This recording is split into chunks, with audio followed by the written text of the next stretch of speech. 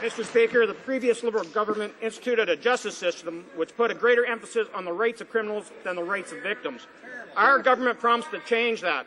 To further stand up for victims, I introduced Bill C-478, the Respecting Families of Murdered and Brutalized Persons Act.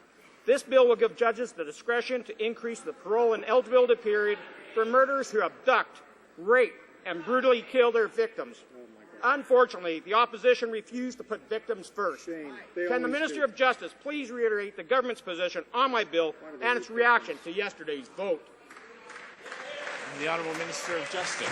Mr. Speaker, the opposition parties are always trying to hide the fact that they are soft on crime. And so over the years, there's no end to the excuses as to why they vote against legislation that would better protect victims, Mr. Speaker. Yesterday was certainly no different. Now, this legislation will end repeated parole hearings for Canada's most violent and dangerous criminals, ensuring that victims are not constantly re-victimized by their own criminal justice system, Mr. Speaker. I'm proud that our government always puts victims first. Why is it so impossible for the Liberals and the NDP to do the same thing, Mr. Speaker?